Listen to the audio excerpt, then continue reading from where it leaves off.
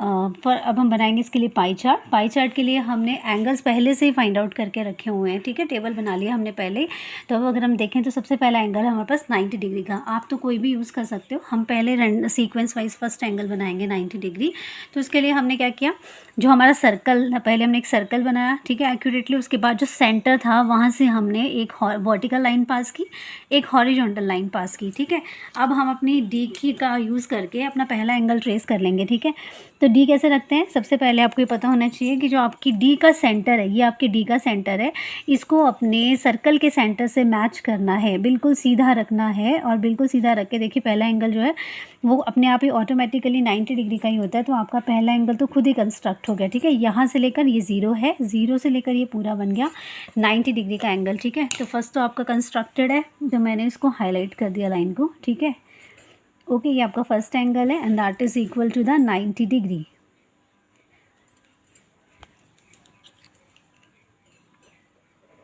ये बन गया आपके पास 90 डिग्री, और 90 डिग्री के एंगल को हमेशा हम इस तरह से रिप्रेजेंट करते हैं, ठीक है।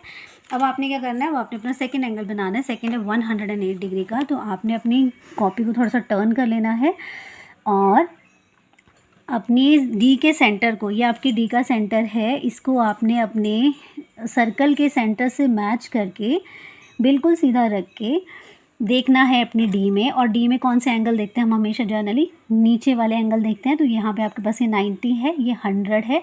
100 के आगे ये देखो, ये आगे 10 पार्टीशंस होती हैं। तो 100 के बाद ये 1 2 3 4, ये 5 बड़ी लाइन 5, और ये 6 7 8, यहाँ पे कहीं पे आपके पास 108 आता है। फिर आपने इसको प्लॉट कर देना, ये जो आपके पास 108 डिग्री है, तो हमने यहाँ पे इसको प्लॉट कर दिया, ठीक है।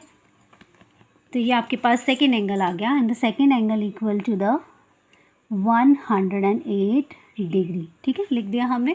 अब हमने क्या करना है, फिर से अपनी कॉपी को रोटेट करना है और नेक्स्ट एंगल है हमारे पास 72 डिग्री का। अपने टेबल में देखना है आपने जो कंस्ट्रक्ट किया होगा, नेक्स्ट एंगल है 72 डिग्री का। तो अपनी कॉपी को और अपनी डी को दोनों को रोटेट करना है। कैसे रखना है, अभी जो हमने एंगल बनाया था वो था 108 डिग्री की लाइन वाला एंगल। तो इसमें अपनी डी को हम ऐसे रखेंगे, सेंटर से सेंटर मैच करके। देखो डी भी टेढ़ी रखनी है, उस लाइन के ऊपर रखनी है जो अभी हमने रिसेंटली बनाई है, ठीक है, बिल्कुल सीधी लाइन के नीचे लाइन नज़र नहीं आनी चाहिए आपको, ठीक है। अब ये हमने थर्ड एंगल बनाया था 72 डिग्री का। तो 72 डिग्री का एंगल कहाँ है, ये देखिए नीचे वाले नंबर देखने हैं, ऊपर वाले नहीं। ये 70 है, तो 71 और ये 72, यहाँ कहीं आपके पास 72 डिग्री होगा।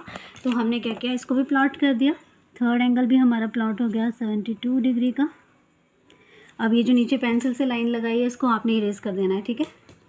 ये आपके पास नेक्स्ट एंगल आ गया 72 डिग्री का, ठीक है। इसके बाद जो नेक्स्ट है वो भी अपनी कॉपी में अगर आप देखें तो 72 डिग्री का है। तो फिर से अपने कॉपी को भी रोटेट करना है और अपनी डी को भी कहाँ पे रखना है, जो अभी हमने लाइन लगाई है, जो हमने अभी 72 डिग्री वाली लाइन लगाई है, इसके ऊपर अपनी डी के सेंटर को मैच करते हुए क्या करेंगे, नेक्स्ट एंगल प्लॉट करेंगे अपनी पाई चार्ट में। और जो कि हमारे पास यहाँ पे ये देखिए, ये 50 60 70 के बाद आएगा यहाँ कहीं 72, ठीक है। तो हमने इसको भी प्लॉट कर लिया, इट इज़ 72 डिग्री एंगल, ठीक है।